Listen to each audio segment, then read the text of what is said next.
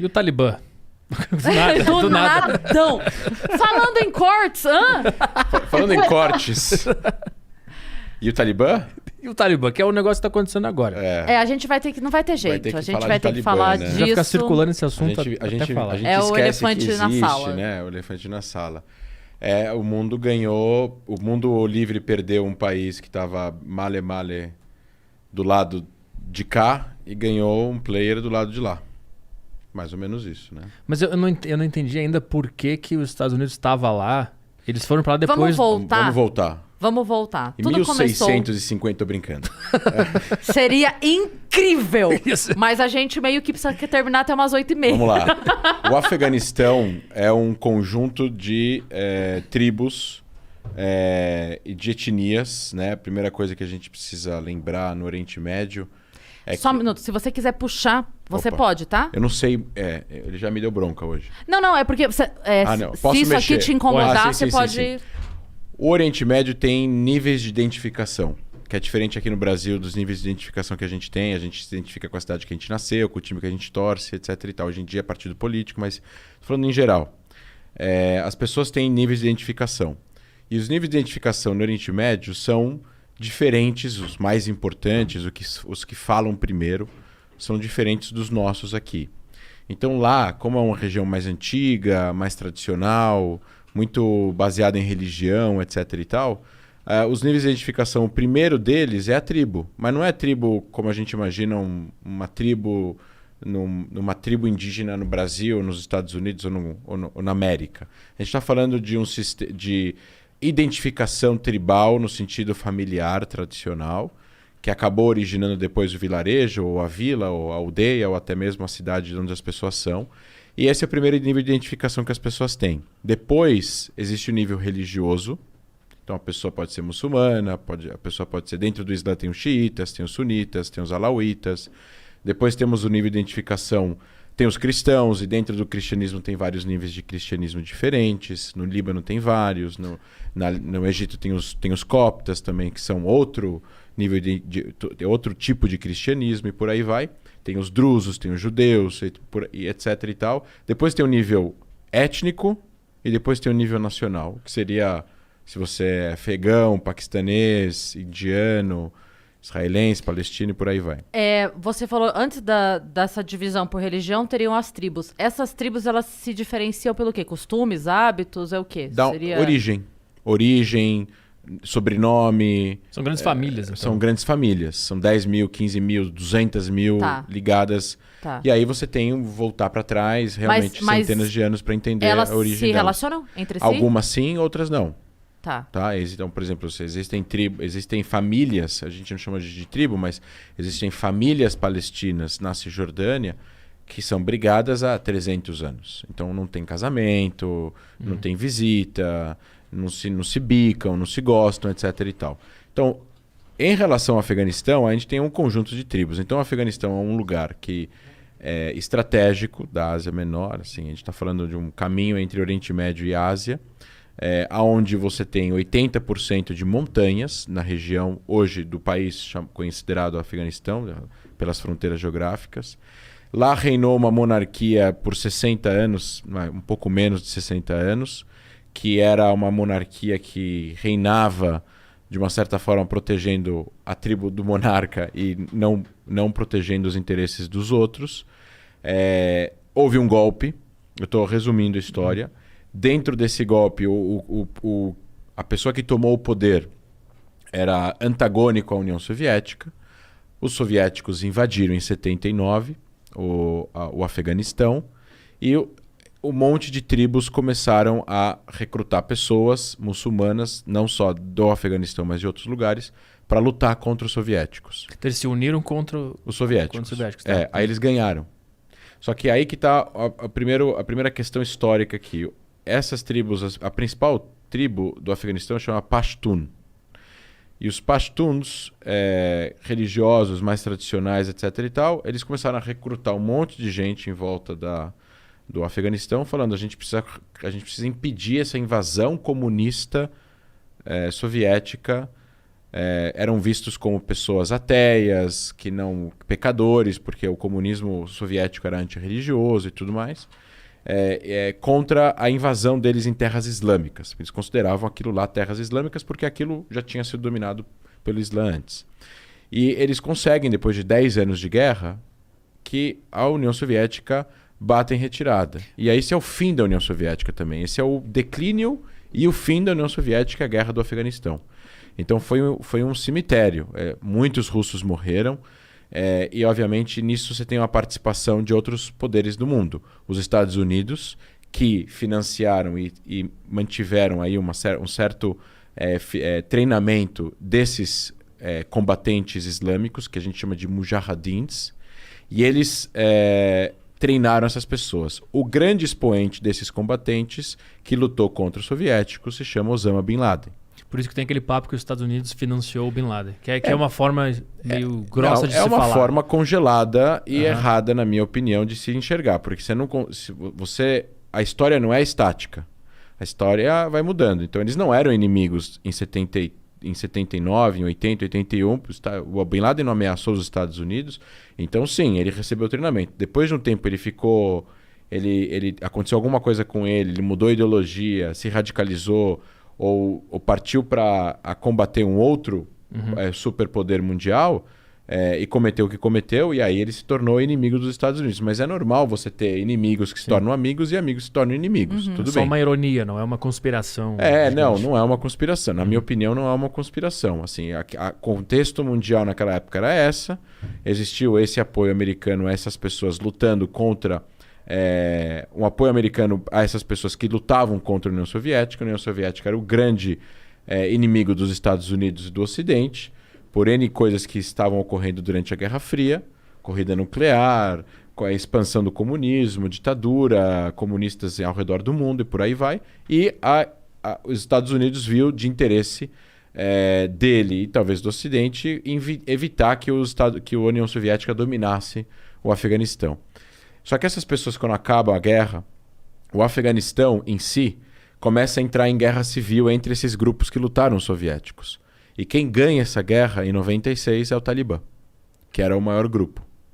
E aí o Talibã vai implementar Cada lado tinha uma defesa muito clara, assim? Tipo, esses grupos todos estavam divididos em dois lados? Não, esses grupos eram grupos de milícias armadas que lutavam contra os soviéticos e cada um tinha um nome diferente que era pertencente de alguma tribo específica e tinha uma visão específica do Islã. E o que surgiu vitorioso dessa guerra civil, quando acaba a guerra, estou falando 7 anos depois que acaba a guerra do Afeganistão com os soviéticos, o Talibã é o grupo que sai hegemônico dessa guerra civil por poder. E ele implementa aí o que eles chamavam de Emirados Islâmicos do Afeganistão e comandaram o país durante esses 5 anos, de 96 a 2001. E durante esses 5 anos eles mantiveram a Al-Qaeda operacional dentro do Afeganistão. A Al-Qaeda gozava aí de livre trânsito, treinamento, ajuda governamental. A Al-Qaeda foi fundada em 98 no Sudão, mas os campos de treinamento e toda a questão de logística acontecia dentro do Afeganistão. O Bin Laden estava no Afeganistão escondido quando aconteceu o 11 de setembro, e de lá que ele comandou os atentados. Então, tudo isso aconteceu de lá, sob proteção do Talibã. Então, até o Bin Laden não fazer o que fez com a Al-Qaeda, os Estados Unidos invadiram o Afeganistão e tiraram o Talibã, porque existem, assim como o Talibã, estou falando entre 96 até 11 de setembro, existem vários regimes no mundo que são problemáticos e não por isso os países ocidentais vão e acabam com o regime, apesar de... Não por si só, né? Não por si só. Agora, o regime protegeu um grupo que cometeu um atentado terrorista que matou 3 mil pessoas em um dia só nos Estados Unidos e pela Constituição americana, um ataque em solo americano é uma declaração de guerra e aí gera uma série de protocolos que o presidente até não tem nem como evitar não responder militarmente, né? Ele é obrigado a, né? Ele pode não, mas provavelmente ele poderia ser sofrer um impeachment por isso, né? Se ele não respondesse. Então, aí os Estados Unidos vão invadir o Afeganistão, vão acabar com o domínio do Talibã sobre o território e, obviamente, vão perseguir os membros da Al-Qaeda e vão ir atrás do Bin Laden. E esse processo demora 10 anos. Então, 2001 a 2011. Em 2011, termina aí essa história com a morte de Bin Laden no Paquistão, que estava escondido no Paquistão, do lado de uma base militar paquistanesa. Tem até aí toda a teoria de conspiração de que o Paquistão ele joga a todos os lados, ele conversa com os Estados Unidos, conversa com o Al-Qaeda, conversa com o Talibã, protege o pessoal do Talibã, ajuda aqui, conversa com a CIA. Então, você não sabe muito bem que lado o Paquistão está nessa história. E aí, obviamente, os Estados Unidos começam a entender que a presença deles no Afeganistão ela não é eterna e que o Afeganistão precisa criar mecanismos e governo e instituições e um mecanismo e processos para poder constituir um país no jeito que nós conhecemos aqui. Então, assim, os países naquela região são países muito patronais, feudais, existem poucas instituições, as pessoas que trabalham nas instituições são pessoas muito arcaicas, você não tem grandes participações políticas, não tem nenhuma cultura democrática, não tem um judiciário independente, não tem livre imprensa. Mas eles tentaram trazer algum tipo de players para a mesa, os Estados Unidos, para fazer com que existisse um governo afegão comandado por afegãos. E foi isso que aconteceu. Houve eleições, uma pessoa foi eleita, existia um parlamento, existia uma bolsa de valores que negociava alguma coisa que o Afeganistão produz, seja minério, etc. e tal. E esse governo precisava constituir uma força militar para poder proteger a soberania do país, uma vez que os Estados Unidos um dia iriam começar a retirar essas tropas gradualmente do Afeganistão até um dia que eles fossem embora. E no meio desse caminho existe uma decisão política americana. Essa decisão a gente quer continuar no território, né? Os Estados Unidos vão querer continuar no território porque eles vão somente combater o terrorismo e fazer contra-insurgência dentro do Afeganistão e fora do Afeganistão, desses grupos, ou eles estão lá para fazer nation building, o que a gente chama de construção de nação, construção de Estado, ficar 50 anos, 70 anos para ajudar o país a se constituir. Desenvolver o país. Então, como não havia muita cultura nacional no Afeganistão, e quando eu falo união nacional, a gente está falando de cultura nacional, identidade nacional, as pessoas se importarem umas com as outras, mesmo que elas não se conhecem, porque elas falam a mesma língua, ou porque elas são da mesma religião, ou porque elas são todas afegãs. Essa identificação com a bandeira, que é o que nós sentimos quando o Brasil joga a Copa do Mundo contra a Argentina, que é essa coisa forte, eles têm menos. Talvez eles tenham, quando joga o Afeganistão, eventualmente jogar na Copa do Mundo. Mas isso é uma coisa muito escassa. Eles identificam mais com a tribo. Exato. E aí, quando você tem uma dificuldade nacional, quando a união ela é fraca e você tem um grupo muito forte que é muito influente, domina muito as ideias das pessoas e até mesmo por coesão ou por ameaça, acaba conquistando território, assim, o Talibã nunca foi destruído. Então aí as pessoas perguntam, mas esses 20 anos que os Estados Unidos ficaram lá, eles não tiveram a oportunidade de destruir o Talibã? O Talibã estava escondido nas montanhas do Afeganistão, nas cavernas dessas montanhas, nas vilarejos inacessíveis do Afeganistão, que você tem como chegar apenas com um guia e com um 4x4 e olhe lá, às vezes a pé.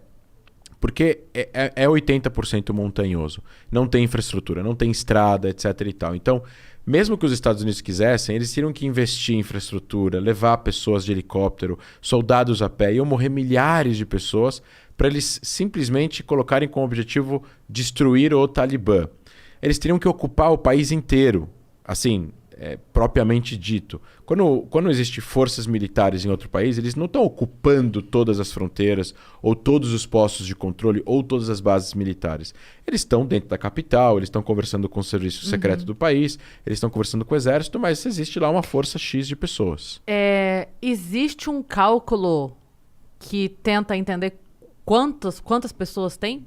De quantas pessoas a gente está falando que estavam escondidas ou qualquer coisa assim? 60 mil. 60 mil combatentes armados. Que estavam escondidos. Não, a força talibã é em torno de 60 mil. São 60 mil combatentes, é bastante gente. São pessoas que estão dispostas a morrer na luta, que é bem diferente de uma guerra assimétrica onde o outro lado não está disposto a morrer. Isso é é algo que torna o Talibã uma força relevante no Afeganistão. E aí vai de interesses dos Estados Unidos de continuar lá lutando uma guerra contra o Afeganistão. Então, em 2020... Só mais uma pergunta. Qual é a voz principal hoje? Quem é que dá a ordem hoje? O líder do Talibã, que chama Gadi, alguma coisa assim. Existem alguns líderes do Talibã, existem líderes espirituais, mas é o principal, que hoje em dia que é o secretário-geral do Talibã, que eu acho que é Abu Ghadi, uma coisa assim. Tá. Esse cara, esse grupo, estava já controlando 60%, 70% do Afeganistão. Há meses atrás já tinha sido divulgado que 70% do Afeganistão estava já sob controle do Talibã.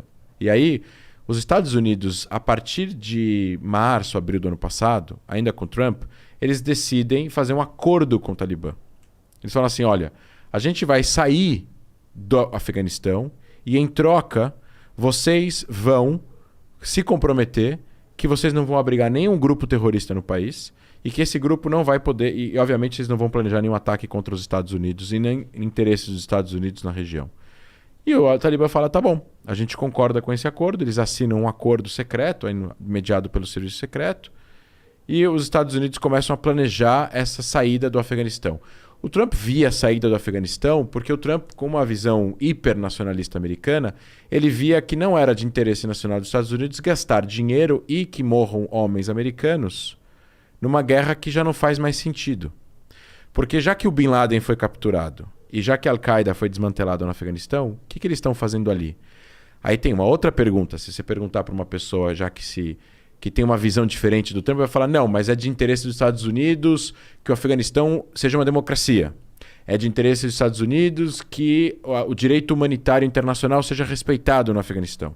É de interesse nacional dos Estados Unidos que um regime como o Talibã não volte ao poder. Porque o outro lado, o que a gente chama de triângulo do mal, etc. e tal, ganharia mais um player no Oriente Médio. Que é meio complicado você fazer um contrato e a pessoa prometer que não vai te matar, né? Não é meio estranho isso? Tipo assim, estranho. você é do mal, você é uma pessoa má. Aí eu falo, tá, vamos assinar aqui que você não vai... Então, mas é que... Aí eu confio É que nas relações trato. internacionais, por isso que critico muito a forma como ele escreveu, como foi escrito. Não é ele, né? São os assessores, são os generais, é o exército. E, assim, humildemente, assim, as pessoas que trabalham no Pentágono sabem o que fazem, talvez a gente não tenha todas as informações. Mas, assim, analisando o que a gente tem disponível de informação, a forma como foi feito esse arrangement com o Talibã fortalecia o Talibã.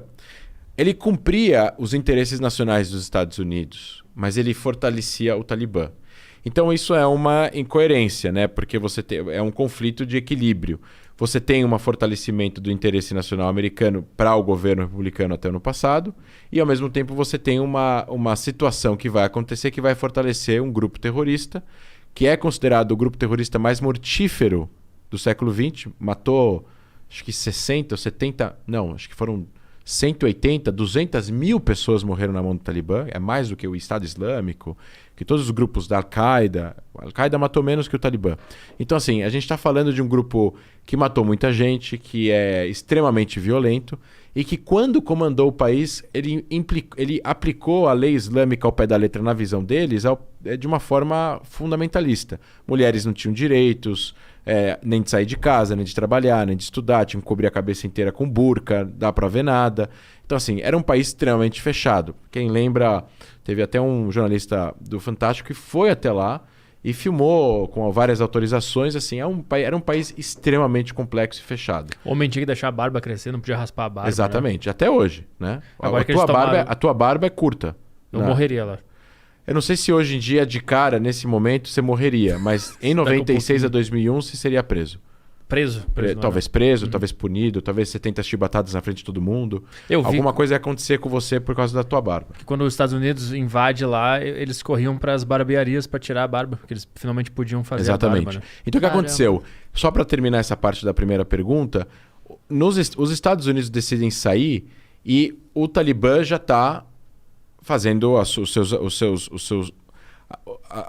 sua organização, já está trabalhando para poder controlar o país novamente.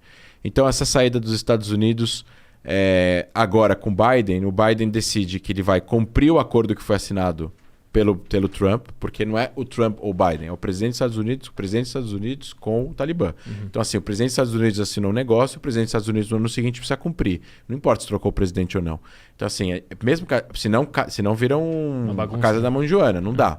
Tem que ter uma certa organização. Os Estados Unidos reconheceu Jerusalém como capital de Israel e os Estados Unidos do Biden continuam reconhecendo. Então, não tem uma mudança drástica de política para coisas desse tipo, porque a gente está falando em nome do país e não em nome do governo apenas. Né? Eu não sabia que tinha continuado. Então tinha continuado. Então o Biden fala assim, bom, vamos fazer esse...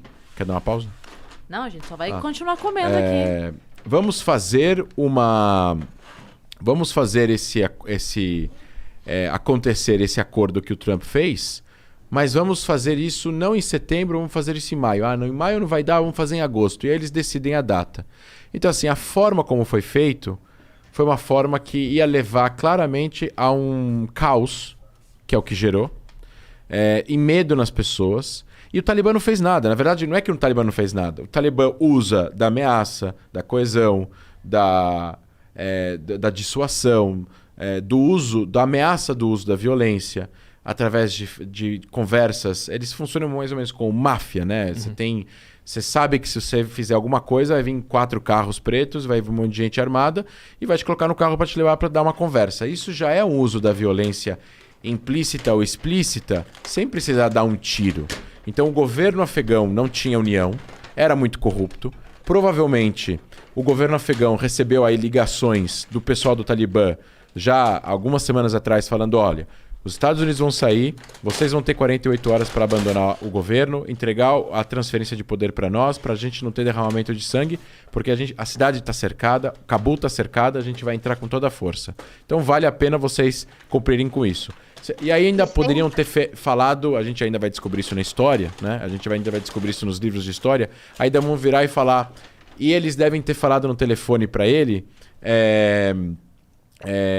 pode levar o que você quiser, que a gente não vai atrás de você. Então, o presidente do Afeganistão pegou malas de dinheiro, a mulher, 2 assessores, subiu no helicóptero e foi para algum país e hoje ele apareceu em Dubai. Então ele levou muito dinheiro. E aí, hoje em dia, ele levou muito dinheiro, milhões de dólares. E aí o que aconteceu? A liderança do Talibã entrou em Cabul, foi até o Palácio Presidencial e já começou a fazer conferência de imprensa. E o que eles estão falando para as repartições, para o exército afegão que estava fazendo segurança nas ruas, etc. e tal, é falando assim, vocês precisam reconhecer a legitimidade do Talibã. Vocês precisam reconhecer que o Talibã vai ser o governo do Afeganistão e não vai ter nenhum tiro dado. A gente não vai fazer as milícias talibãs dos Talibã que estão em volta de Cabul entrar em Cabul. Enquanto vocês não transferirem o poder, vocês vão transferir o poder gradativamente para nós. Então eles estão fazendo de forma diferente. Mas o que aconteceu foi isso. Tivemos soviéticos, foram derrotados por mujahidins, em parte pelo Talibã. O Talibã surge vencedor da guerra civil, que surge depois... que dura 6 anos depois da guerra do Afeganistão, que durou 10. Aí vem os Estados Unidos em 2001, conquista o Afeganistão, tira a Al-Qaeda do Afeganistão, afasta o Talibã para as margens, assim, de forma marginal para as montanhas do Afeganistão, comanda o país por 20 anos com um governo interino afegão que é eleito. O país volta a funcionar de forma um pouco normal, trânsito, lojas, cabeleireiros, lojas de maquiagem, mulheres podem estudar, podem tirar o véu, podem andar, os estrangeiros podem andar sem véu na rua, tem hotel, tem bebida alcoólica. Não estou falando que tem uma mega balada em Cabul, né? Não tem uma rave, mas você tem uma vida normal para aquele país, perto do que ele já tinha vivido na década de 50 e de 60, que era meio livre também. Mulheres de mini saia, não era obrigado a usar véu e tudo mais. No momento que existe a saída dos Estados Unidos... Existe a possibilidade, não a obrigatoriedade. Exato. No momento que os Estados Unidos sai, você já tem imagens dos outdoors sendo pintados. Mulheres já não podem mais sair sem véu. A jornalista da CNN estava lá falando, ela é colocada de lado, é obrigada a colocar uma burca para falar, com o rosto aparecendo. E aí tem as declarações atuais da liderança do Talibã. A gente vai permitir as mulheres fazerem tudo o que elas quiserem dentro das regras do Islã. E o problema é o que isso significa, o que é dentro das regras do Islã. Para eles, né?